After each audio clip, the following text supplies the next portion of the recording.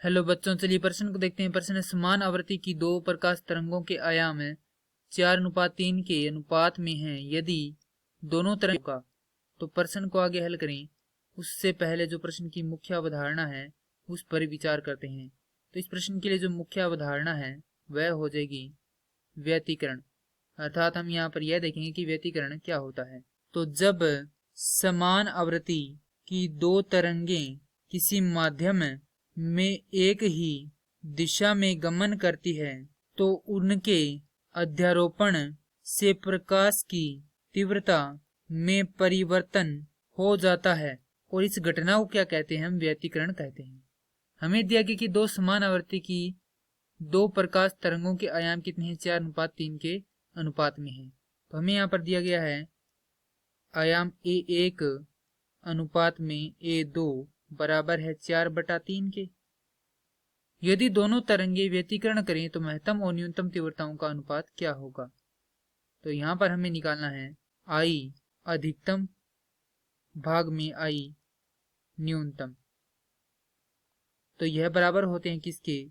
वर्गमूल I1 योग में वर्गमूल I2 भाग में वर्गमूल I1 घटाव में वर्गमूल I2 और इस संपूर्ण के वर्ग के। क्योंकि हम यहाँ से क्या करते हैं, दोनों ही पदों में से वर्गमूल I2 को क्या कर लेते हैं? विनिष्ट ले लेते हैं। तो वह क्या हो जाएगा? आपस में कट जाएगा। हमारे पास यहाँ पर अंदर बचेगा वर्गमूल I1 बटा में I2 योग में 1 भाग में वर्गमूल I1 बटा में I2 घटाव में 1 और संपूर्ण का क्या करना है? वर्ग करना है। क्योंकि हम जानते हैं कि I समानुपाती होता है A के वर्ग के, तो यहाँ से A समानुपाती हो जाएगा किसके?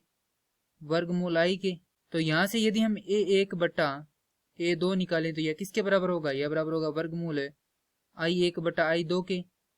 तो हमारे पास यहाँ पर लिख देंगे मान I मैक्स बटा I मिनिमम बराबर होगा A1 बटा A2 योग में 1 बटा A1 बटा में A2 घटाव में 1 और संपूर्ण का वर्ग। चूंकि इसका मान हमें दिया गया तो मान रखेंगे तो हमारे पास आएगा 4/3 योग में 1 बटा में 4/3 घटाव में 1 का वर्ग। तो हमारे पास यहाँ से आ जाएगा लघुत्तम लेकर हल करने पर 7 बटा में 1 का वर्ग। तो यह होगा हमारे पास 49:1। अर्थात जो इसकी महत्तम और न्यूनतम तीव्रता है उसका अनुपात होगा 49:1। यही हमारे प्रश्न का उत्तर है। मैं आशा करता हूँ कि यह प्रश्न आपको समझ में आया होगा। धन्यवाद।